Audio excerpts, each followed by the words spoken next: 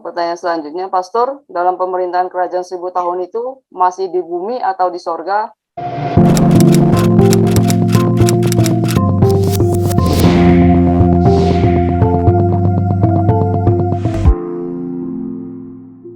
Oke, silakan. Pertanyaan selanjutnya, Pastor, profesi nelayan bisa jadi pilihan terbaik umat Kristus untuk menghadapi masa kesusahan, Pastor. Iya, yang tinggal di pantai. Tapi kan nggak semua orang bisa jadi nelayan, karena saya aja pernah mancing di kolam pancing nih. Di kolam pancing kan banyak ikannya. Saya mancing bareng sama teman-teman. Arek-arek diem, saya juga diem. Saya nggak pernah dapat ikanku, sampai ngantuk tetap nggak dapat ikan. Ada orang yang selalu dapat. Jadi walaupun mancing pun kalau nggak punya keahlian tetap nggak bisa mancing. Jadi ya ada yang berkebun dan sebagainya, ya terserah begitu. Oke, silakan.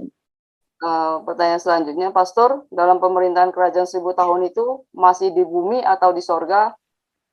Dan dalam Di masa bumi. kerajaan itu, apakah kejahatan sudah tidak ada lagi? Tadi dibaca nggak ada kan? Karena iblisnya aja sudah diikat.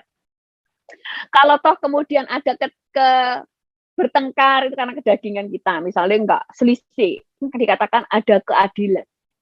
Yesus itu akan mengadili dengan sangat adil, tidak dengan sekilas pandang. Makanya zamannya pemerintahan Yesus itu benar-benar menunjukkan cara pemerintahan yang benar, benar-benar pemerintahan yang adil, bijaksana, maka ada kemakmuran. Semua orang akan makmur.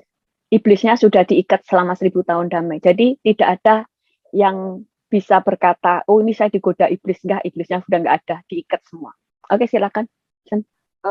Selanjutnya, Pastor Deborah, ada pesan khusus apabila ada di antara mereka yang tertinggal atau 5 garis bodoh di bumi? Apakah ada pesan khusus? Cuma satu, kalau tertinggal, jangan menerima tanda binatang. Itu saja yang tidak boleh. Lepaskan HP, tinggal, karena HP bisa melacak saudara. Tapi mungkin di zaman antika sudah bukan HP. HP mungkin sudah nggak dipegang. Karena kalau kita lihat di film-film, itu kan idenya orang-orang itu kan, itu yang akan keluar.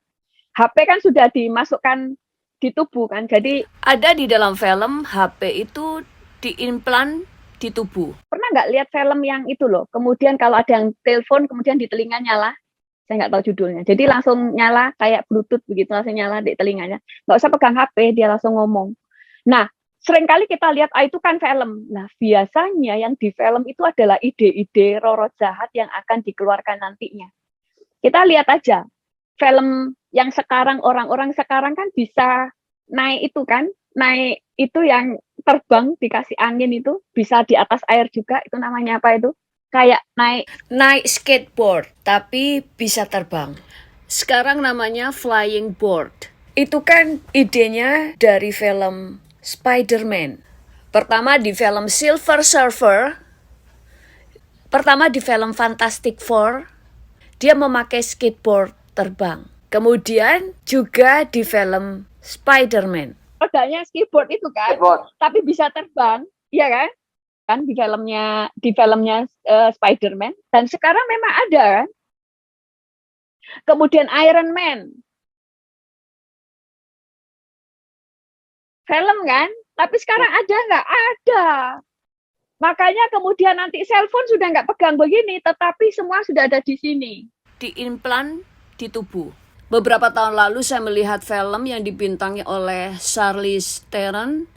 Di situ tentang zaman yang sudah modern, jadi cellphone tidak lagi dipegang, tetapi diimplan di dalam tubuh. Jadi kalau dia terima telepon, telinganya menyala seperti Bluetooth.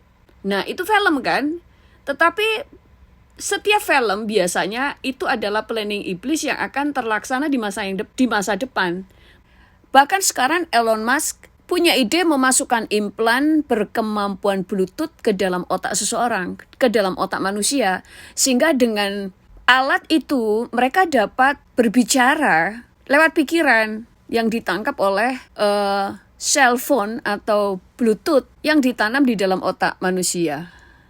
Jadi apakah itu nanti bisa terlaksana? Bisa jadi, bisa saja. Kemungkinan nanti itu akan terjadi pada waktu chip mulai diimplan di dalam tubuh. Itu sebabnya mereka bisa dikontrol. Jadi chip itu pasti diimplan ya, bukan disuntikan kayak cairan, bukan ya. Juga banyak ide tentang cellphone di masa depan, seperti halnya contoh-contoh berikut ini.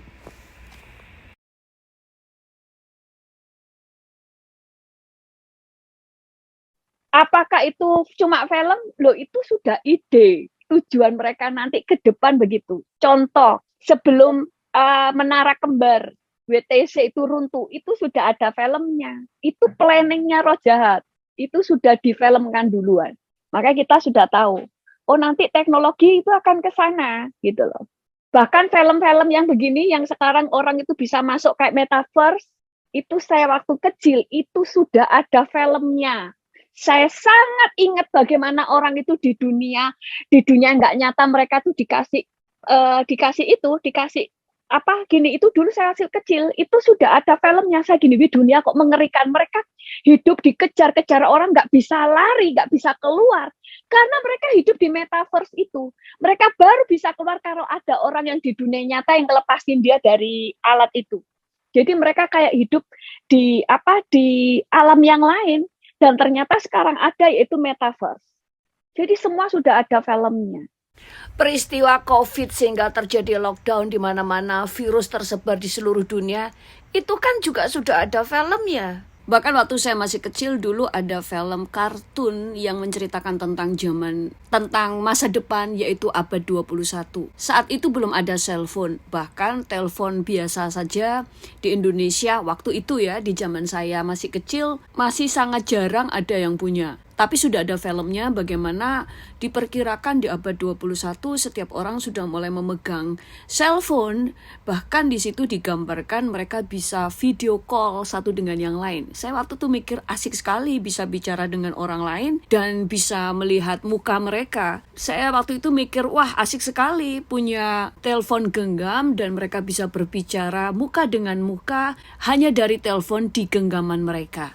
Dan sekarang semua yang difilmkan sejak saya masih kecil semuanya jadi kenyataan. Karena biasanya semua rancangan-rancangan iblis itu sudah mereka nyatakan lewat film-film yang mereka buat.